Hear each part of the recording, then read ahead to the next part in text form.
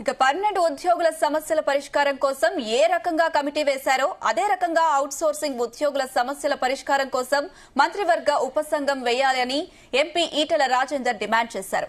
ఈ రాష్ట్రంలో పర్మనెంట్ ఉద్యోగులు ఎంతమంది ఉన్నారో అవుట్ సోర్సింగ్ ఉద్యోగులు కూడా అంతే మంది ఉన్నారని చెప్పారు.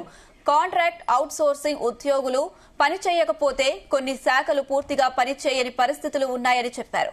ఇవాళ ఇందిరా పార్క్ ధర్నా చౌక్ లో చేపట్టిన తెలంగాణ అవుట్ సోర్స్ ఉద్యోగుల మహాధర్నాకు ఈటెల సంఘీభావం వ్యక్తం చేశారు.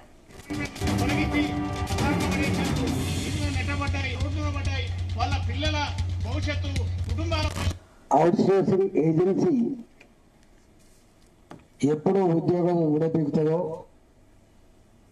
ఎప్పుడు మన పనికి సమాన వేతనం నినాదం తప్ప ఆచరణ లేదు. మేము ఇంత పెద్ద చదువుకొని ఏమైనా మళ్ళీ పర్మనెంట్ గా చేయకపోయినా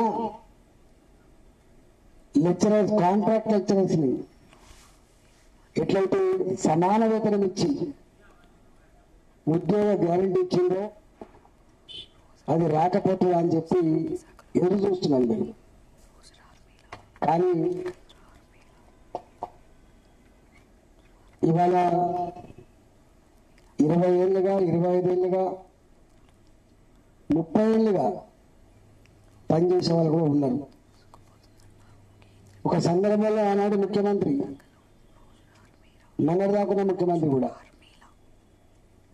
ఏం కాంట్రాక్టింగ్, ఏం అవుట్ సోర్సింగ్ గిట్లనే ఉంటాయని కూడా మాట్లాడి, అప్పుడు మేము కాంట్రాక్ట్ ఉద్యోగులకి సమాన వేతనం ఇచ్చి ఉద్యోగ భద్రత కల్పించినప్పటికి కూడా, అవుట్ సోర్స్ ఉద్యోగుల జీతాలు కొంచెం పెంచినప్పటికి కూడా ఏజెన్సీల యొక్క మధ్యవర్తిత్వాన్ని, వాళ్ళకి ఇచ్చే 4% కమిషన్ని, వాళ్ళకి ఇష్టం లేకపోతే అర్థాంతరంగా తీసేసే హక్కుని మనం తీసేయలేకపోయినాం.